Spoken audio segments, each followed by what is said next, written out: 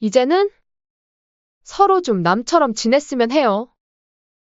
단도직입적으로 말해서 어머니 뵈는 것 자체가 저희도 부담스럽고 아시잖아요. 요즘 젊은 부부들은 부모님과 적당히 거리를 두고 사는 게 좋다고. 며느리의 말이 계속되는 동안 제 머릿속에는 여러 생각이 스쳐 지나갔어요. 하하. 그래, 잘 됐다. 나도 마침 할 이야기가 있었어. 며느리가 의아한 눈으로 저를 바라봤어요.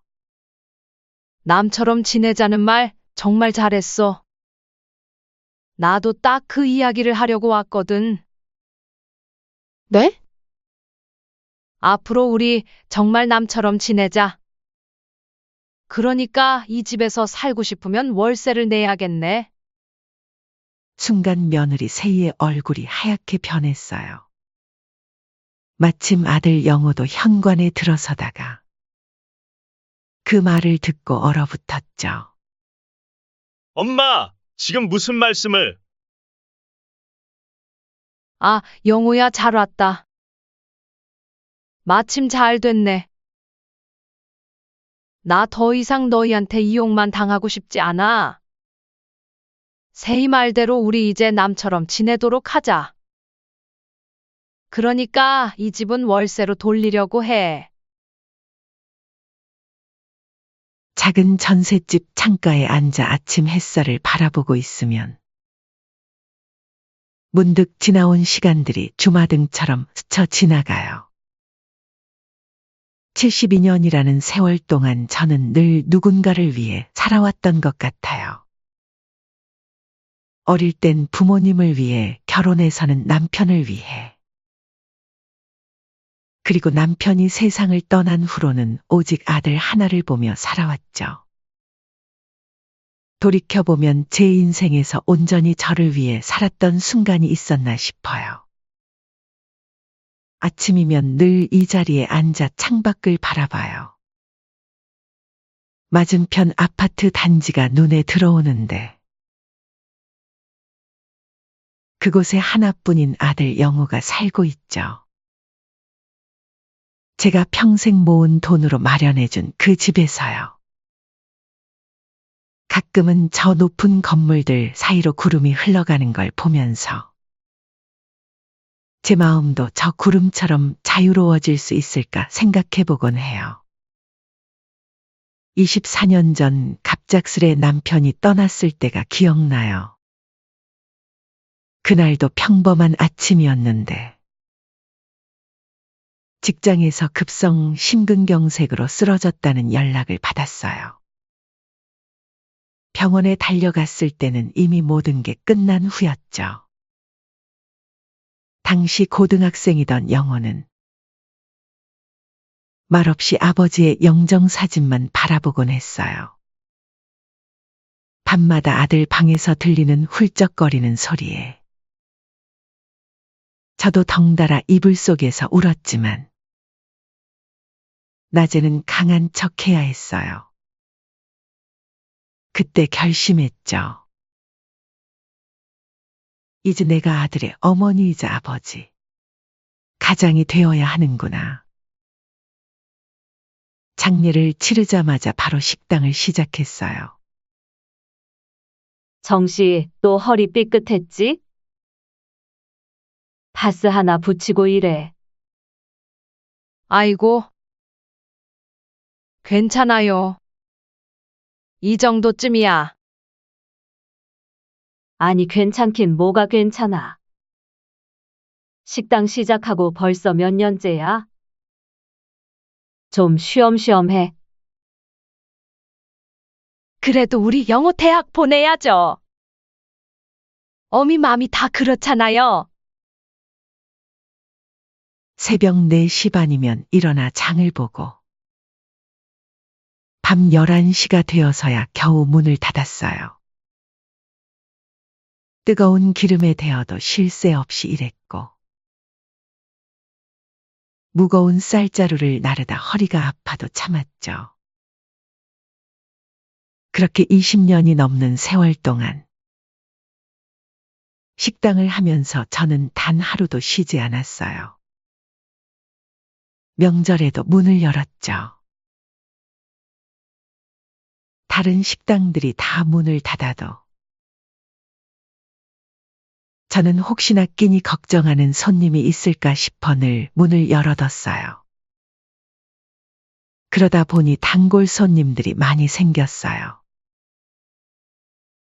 그렇게 번 돈으로 영호를 대학에 보냈고 대기업에 취직도 시켰어요. 주방 일하다가도 시간 맞춰 학부모 상담에 가고 입학식, 졸업식에도 빠지지 않고 참석했어요. 머리는 식당 냄새가 난다고 해서 매번 미용실에서 감고 갔는데 그래도 행복했어요. 우리 아들이 저를 부끄러워하지 않았으면 하는 마음에서였죠. 그러던 중 영호가 며느리 세희를 만나 결혼한다고 했을 때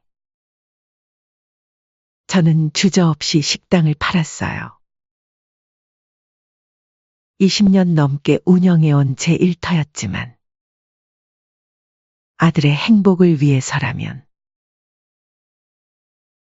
그 정도 희생쯤은 아무것도 아니라고 생각했죠. 마지막 날 단골 손님들이 눈물바다를 만들었는데도 전 괜찮은 척 웃어 넘겼어요. 평생 모은 돈에 식당 판 돈을 보태 15억짜리 아파트를 마련해줬어요. 어머님, 저희가 잘 모시면서 살게요. 걱정 마세요. 처음에 세희가 한 말이에요. 신혼 초에는 정말 그랬어요. 주말마다 찾아와서 같이 식사도 하고 영호도 퇴근길에 들러 안부도 전하곤 했죠. 제가 해주는 된장찌개에 세희도 어머니 손맛이 최고예요라며 좋아했어요. 그때만 해도 저는 제 남은 인생이 행복할 거라고 믿었어요. 하지만 시간이 지날수록 그 발걸음이 뜸해졌어요. 처음엔 한 달에 2번, 그러다 2달에 1번. 이제는 명절에도 얼굴 보기가 힘들어졌어요. 전화를 해도 지금 회사라서. 하며 대충 끊어버리고 찾아가도 오늘은 좀 피곤해서요. 라는 말만 돌아왔죠. 평일 저녁이면 혼자 텔레비전을 보며 지친 마음을 달래곤 해요. 특히 트로트 프로그램을 보면서는 잠시나마 제 삶의 무게를 내려놓을 수 있었죠. 이명웅이라는 가수의 노래를 들으면 마음이 편안해져요. 그의 노래를 들으며 혼자만의 위로를 받았어요. 얼마 전에는 용기를 내서 영호에게 부탁을 했어요. 이명웅 콘서트 티켓 예매를 도와달라고요. 평생 남을 위해 살아온 제가 처음으로 제 자신을 위해 해보고 싶은 게 생겼거든요. 아들, 이거 콘서트 티켓 어떻게 예매하는지 몰라서. 엄마가 돈 줄 테니까 대신 좀 해줄 수 있을까?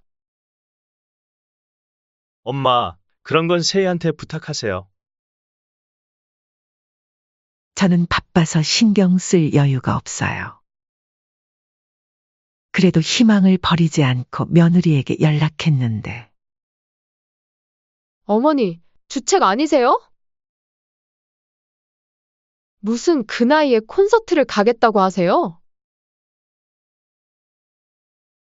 그런 돈 있으면 저희 생활비나 좀 보태주세요. 그 말을 듣는 순간 온몸에서 힘이 빠졌어요. 그동안 제 생활, 저희 인생 없이 자식들만을 위해 살아왔던 저에게 취미생활은 사치라 생각했던 걸까요? 그동안 제가 바친 모든 희생이 그들에게는 당연한 것이 되어버린 걸까요? 가슴 한구석이 무너져 내리는 것만 같았어요. 이게 전부가 아니에요. 지난주에는 아들 집에 잠시 들렸다. 기침 한 번 하니 문 앞에서 거절당했어요. 어머니, 만약 감기면 옮을 수도 있잖아요. 저희 다 피해보니까. 그냥 집으로 돌아가세요. 심지어 감기도 아닌데 얼마나 매정하게 느껴지던지. 그러고는 그날 저녁 버스 창밖으로 며느리가 친구들을 불러 집들이를 하는 모습이 보였어요. 그때 느낀 서운함은 말로 다 할 수 없었죠.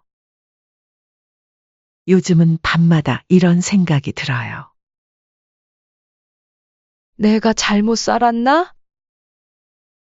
이렇게 자식만 바라보며 살아온 게 실수였을까? 주변 친구들은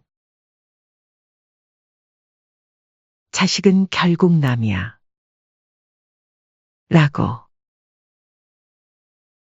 하지만 그 말이 쉽게 받아들여지지 않아요. 창밖으로 보이는 달을 바라보며 생각해요. 이제는 뭔가 달라져야 할 것 같다고요. 하지만 72년을 한결같이 살아온 제가 갑자기 변할 수 있을까요? 이제 와서 저 자신을 위해 산다는 게 가능할까요? 그러던 어느 날이었어요. 아침부터 샤워기에서 찬물만 나오는데 아무리 기다려도 온수가 나오질 않았죠. 관리실에 문의해보니 배관 공사가 필요해서 최소 3일은 걸린다고 하더라고요. 혼자 사는 제가 추운 겨울날 찬물로 지내야 한다고 생각하니 문득 아들 집이 떠올랐어요. 망설이다가 전화기를 들었죠. 요즘은 전화 한 통 하는 것도 큰 용기가 필요해요. 영호야, 엄마인데. 네, 엄마. 무슨 일이세요? 저기. 우리 집 온수가 안 나와서 그러는데. 혹시 3일만, 아니 하루만이라도 엄마 재워줄 수 있을까? 잠시 침묵이 흘렀어요. 그러더니 세희한테 한번 물어볼게요. 라는 대답이 돌아왔죠. 조금 뒤에 온 문자 메시지는 제 가슴을 더욱 아프게 했어요. 어머니, 갑자기 이러시면 저희도 곤란해요. 요즘 바빠서. 차라리 근처 찜질방 가시는 게 어떠세요? 저희가 찜질방비는 드릴게요. 제가 평생 모은 돈으로 사준 그 집에서 단 하루로도 머물 수 없다는 거였어요. 그것도 한겨울에 창밖으로 눈발이 날리는 걸 보면서 제 마음에도 차가운 눈이 쌓여가는 것만 같았어요. 영수가 너무 속상해하지 마. 자식이란 게 다 그런 거야. 제 오랜 친구이자 전직 변호사였던 김미경이 건넨 말이에요. 30년 지기인 미경이는 요즘 제 이야기를 가장 많이 들어주는 사람이죠.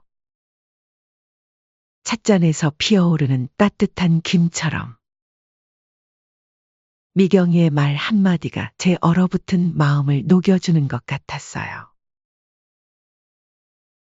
그래도 미경아, 내가 평생 모은 돈으로 산 그 집인데 하루도 못 있게 하다니? 게다가 찜질방을 가라니. 그 마음 이해해. 근데 영수가 네가 아파트를 사줄 때 명의는 어떻게 했어? 아직 4명이야. 등기 이전을 안 했거든. 그게 다행이네. 적어도 그 집의 주인은 아직 내가 맞아. 미경이의 말에 제 귀가 솔깃해졌어요. 문득 그동안 제가 얼마나 자식에게 일방적으로 희생만 해왔는지 깨달았죠. 영수가 너도 이제는 내 인생을 살아야 하지 않을까? 평생 자식만 보고 살았잖아. 그래도 내 자식인데. 그래, 내 자식 맞아. 하지만 그 자식이 너한테 이렇게 하는 게 맞아? 나는 내 아들이 그러는 거 볼 때마다 뒤집어 엎었어. 찻집 창 너머로 보이는 겨울 하늘은 유난히 맑았어요. 하지만 제 마음은 점점 더 흐려져만 갔죠.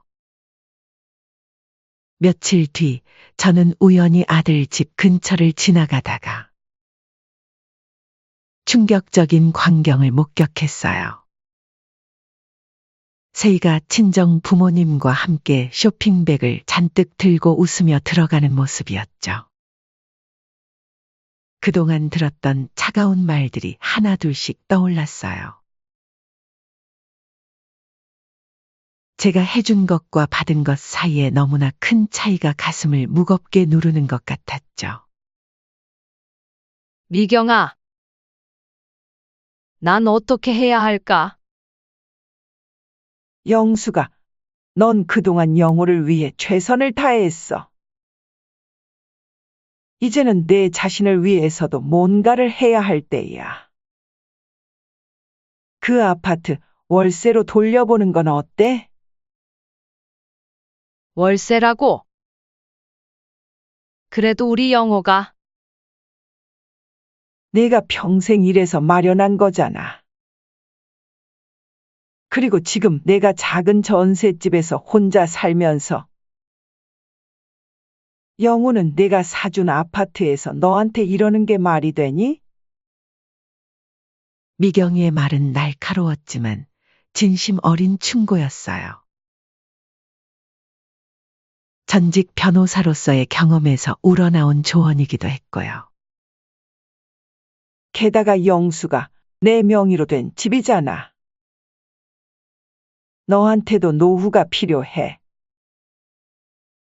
평생 자식 뒷바라지 하다가 정작 본인한테 필요할 때는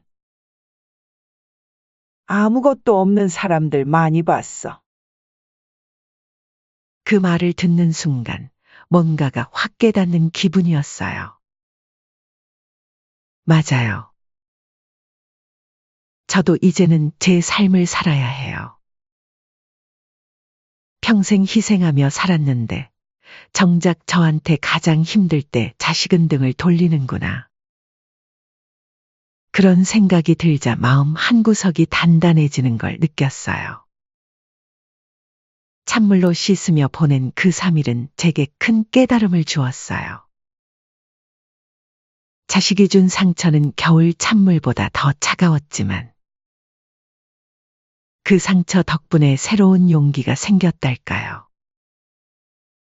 미경아, 고마워. 이제 결심이 섰어? 그래? 드디어 내 인생을 살기로 한 거야. 응. 이제는 더 이상 일방적인 희생은 하지 않을래. 내가 변해야겠어. 미경이와 이야기를 나눈 후 며칠 동안 잠을 이루지 못했어요. 이제는 더 이상 일방적인 희생은 없어야 한다는 생각이 점점 더 선명해졌거든요. 아침 뉴스에서는 요즘 젊은 부부들이 부모님과 적당한 거리를 두고 산다는 이야기를 하더라고요. 제 귀에는 그저 효도는 선택적이라는 말처럼 들렸어요. 저는 마침내 이 문제를 자식들과 대화를 해보고자 아들 집에 찾아갔죠. 어머니? 오늘은 무슨 일로? 문을 연 며느리 세희의 얼굴에는 당혹감이 역력했어요. 마치 불청객이라도 된 것처럼. 저를 바라보는 며느리의 눈빛이 가슴을 찔렀죠. 예전에는 미소로 맞아주던 그 얼굴이 이제는 왜 이렇게 차갑게 느껴지는 걸까요? 세희야, 잠깐 이야기 좀 하고 싶어서. 어머니, 오늘은 좀. 제가 약속이 있어서요. 그래도 잠시만. 이야기하면 안 될까? 문 앞에서 애기하시면 안 돼요?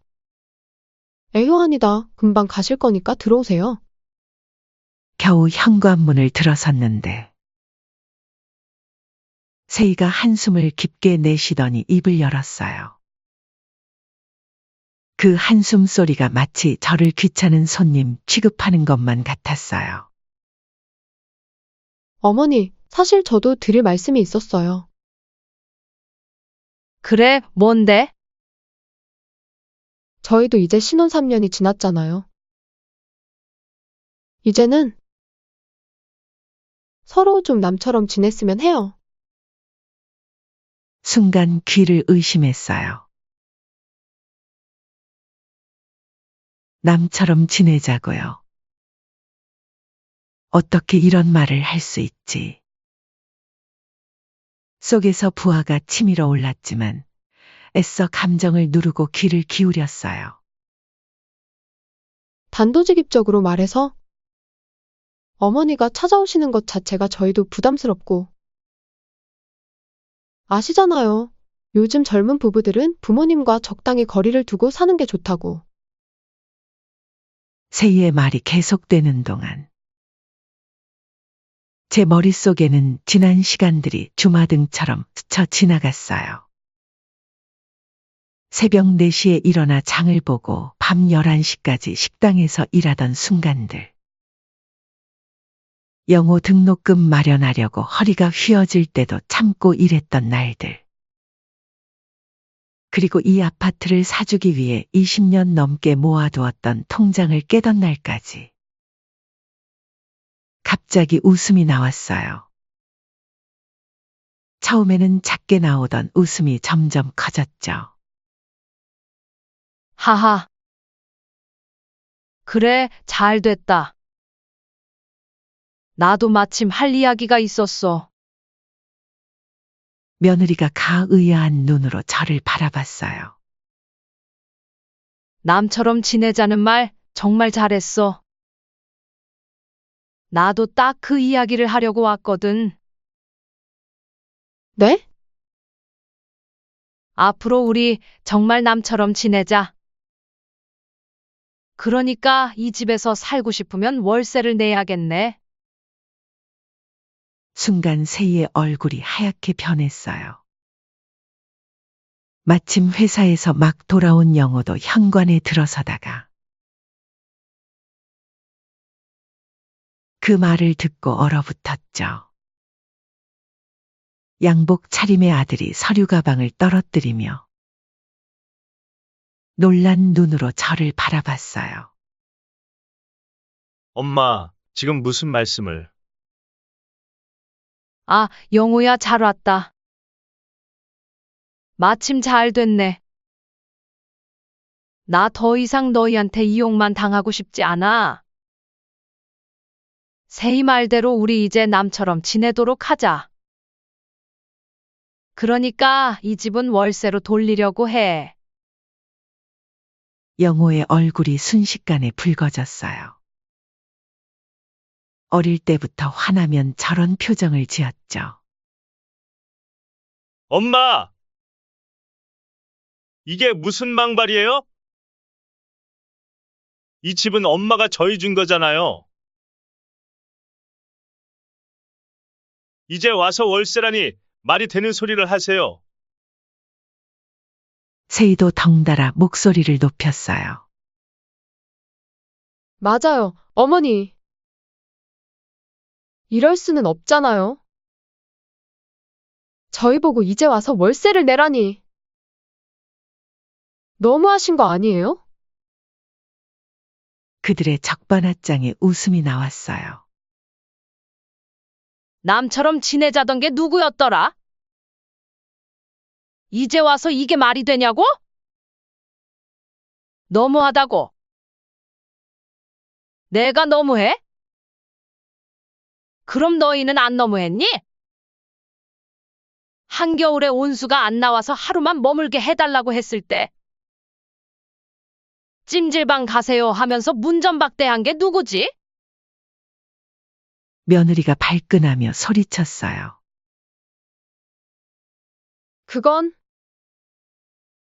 그때는 정말 저희가 바빴고.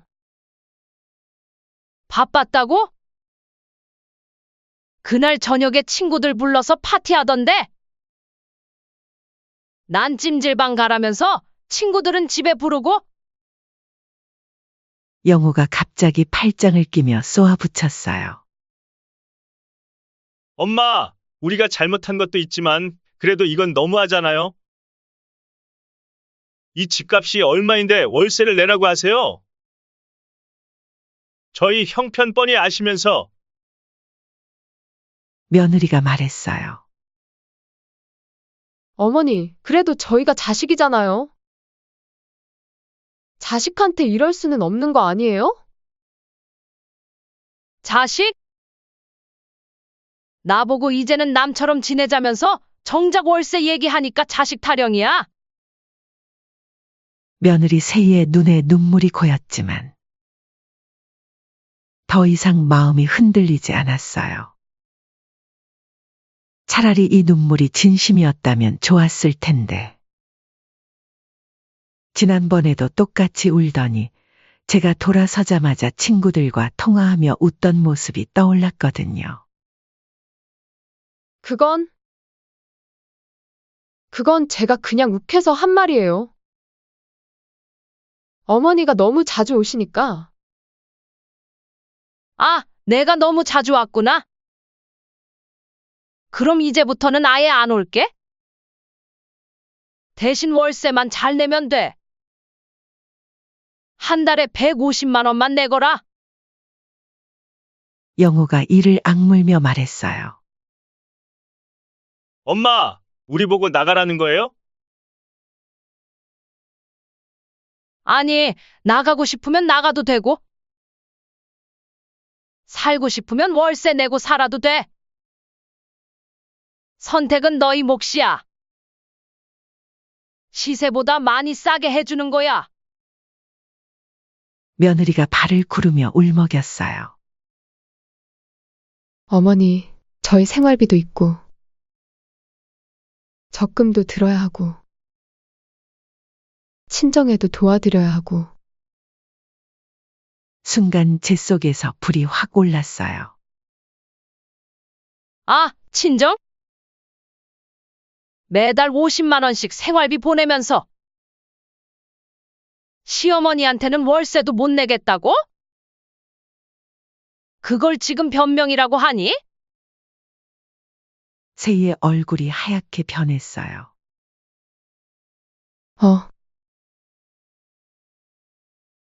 어머니, 그건. 다 알아. 내가 친정 부모님한테 얼마나 잘 아는지? 그래, 그건 잘 아는 거야. 근데 왜 시댁 부모님한텐 그렇게 못해? 이중자 때도 정도껏 해야지. 거실에 무거운 침묵이 내려앉았어요. 영호는 이마에 땀이 맺혔고 세희는 입술을 깨물며 서 있었죠. 저는 차분히 자리에서 일어났어요. 일주일 후에 계약서 쓰러 올게. 변호사 친구한테 부탁해서 계약서도 만들어 놨어. 아니면 다른 집을 알아보든지. 선택은 너희 몫이야. 제가 현관으로 향하자 영호가 버럭 소리를 질렀어요. 엄마! 이러시면 우리도 할 말 있어요. 이 집 살 때 엄마가 주신다고 했잖아요. 이제 와서 이러시면 우리는 어떻게 살아요? 발걸음을 멈추고 돌아섰어요. 그래? 등기부등본 한번 볼래? 너희 이름으로 된 거 있나? 난 그냥 살게 해준 거야. 이제는 세희 말대로 남처럼 지내자. 임대인과 세입자로. 그게 서로 편하잖아. 너희도 그걸 원했잖아? 이건 너무 하시는 거예요. 우리가 뭘 그렇게 잘못했다고. 뭘 잘못했냐고? 그동안 너희가 얼마나 날 무시하고 천대했는지 너희가 제일 잘 알잖아. 아들아, 넌 내가 전화하면 지금 회사라서 하면서 끊었지. 세희는 내가 찾아가면 오늘은 좀 피곤해서 하면서 문전박대했고. 며느리가 울면서 소리쳤어요. 그래도 이렇게 갑자기 저희한테 시간을 좀 주셔야죠.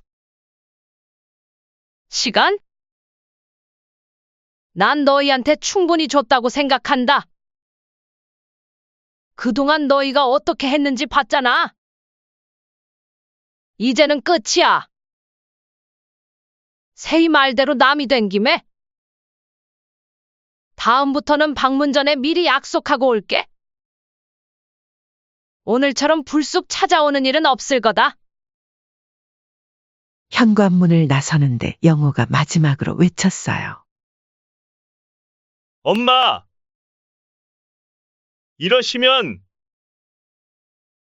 이러시면 정말 관계가 틀어질 수도 있어요. 발걸음을 멈추고 마지막으로 한마디를 남겼어요. 관계? 너희가 이미 다 틀어놓지 않았니? 이제 와서 그런 말이 어디 있어? 문을 닫고 나오는 제 발걸음이 이상하리만큼 가벼웠어요. 등 뒤로 새의 울음소리와 영호의 분통 터지는 소리가 들렸지만 더 이상은 신경 쓰고 싶지 않았어요. 아파트 단지를 나오면서 뒤돌아보았어요. 20층, 제가 평생 일해서 마련해준 그 집.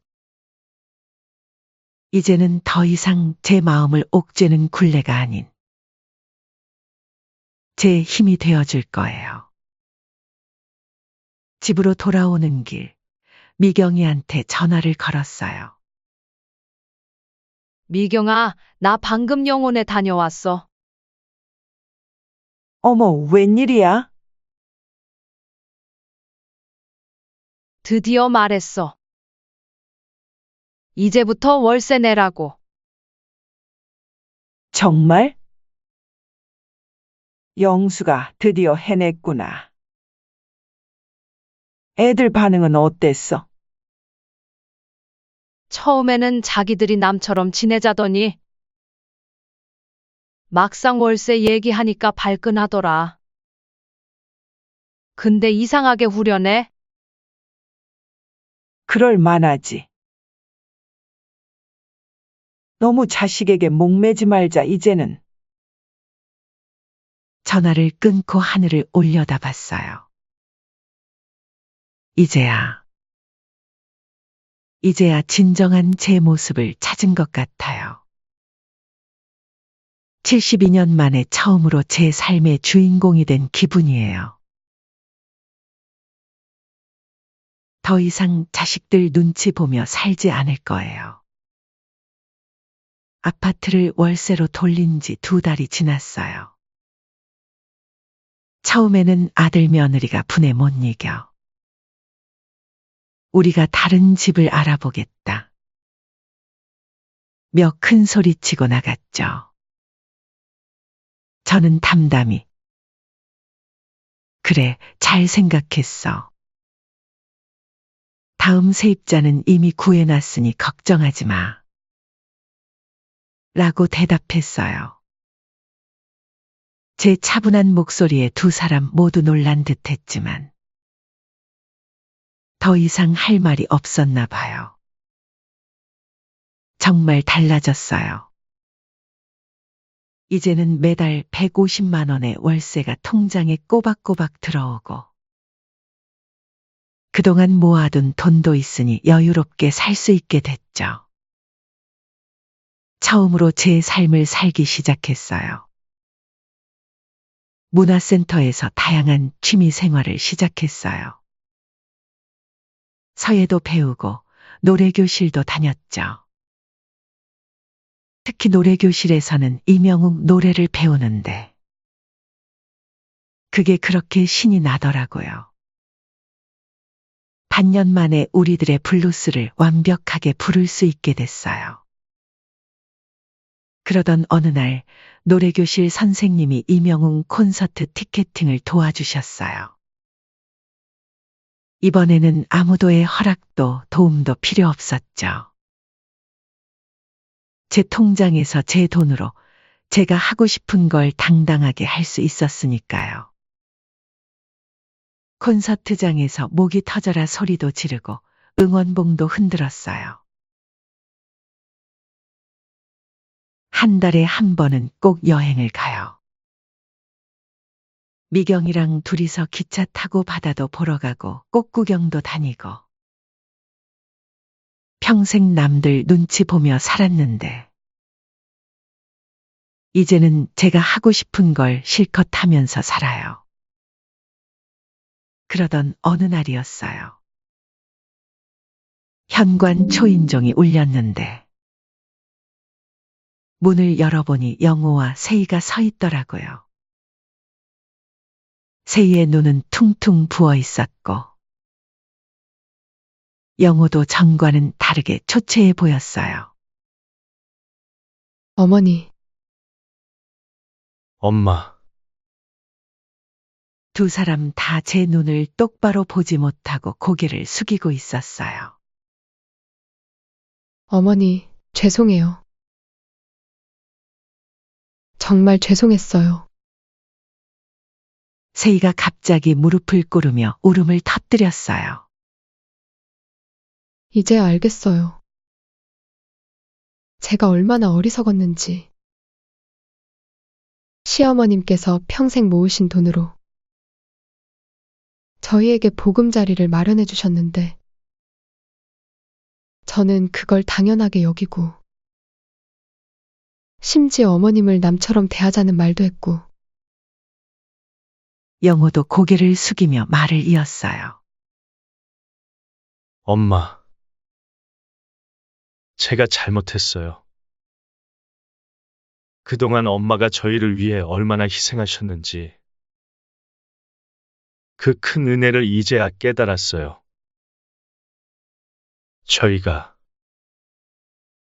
저희가 너무 못난 자식이었죠. 두 사람의 진심 어린 사과에 제 마음도 조금은 움직였지만 쉽게 무르지는 않았어요. 그래. 그걸 알았다니 다행이구나. 근데 갑자기 이런 생각이 든 이유가 있니? 영호가 조심스럽게 말을 이었어요. 엄마도 꿈이 있고 하고 싶은 게 있는데. 저희는 그동안 엄마를 너무 힘들게 했다는 걸. 세희도 눈물을 닦으며 말했어요. 어머니, 요즘 저희 부부가 많이 싸웠어요. 결국 저희가 얼마나 이기적이었는지 깨달았어요. 어머님께서 저희에게 해주신 걸 생각하면 저희는 정말 못된 짓만 한 거였어요. 잠시 침묵이 흘렀어요. 제가 천천히 입을 열었죠. 고마워. 그래도 너희가 이걸 깨달았다는 게 어미로서는 참 기쁘구나.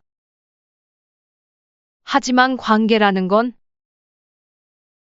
한번 무너지면 다시 쌓는데 시간이 필요한 거야. 네, 알아요, 엄마.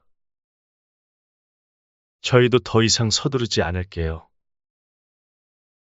그저 다시 한번 기회를 주시면 좋겠어요. 이제는 진심으로 효도하고 싶어요. 따뜻한 차 한 잔을 마시며 이야기를 나눴어요. 예전처럼 쉽게 용서하고 화해하진 않았지만 조금씩 마음의 문을 열어가기로 했죠. 이제 저는 행복해요. 하고 싶은 것도 마음껏 하면서 살고 있으니까요. 자식들도 진정으로 반성하는 것 같고, 무엇보다 제가 당당해졌어요. 더 이상 누구의 눈치도 보지 않고, 정영숙으로서의 제 삶을 사는 게 참 좋네요. 창밖으로 보이는 하늘이 유난히 푸르고 맑아요.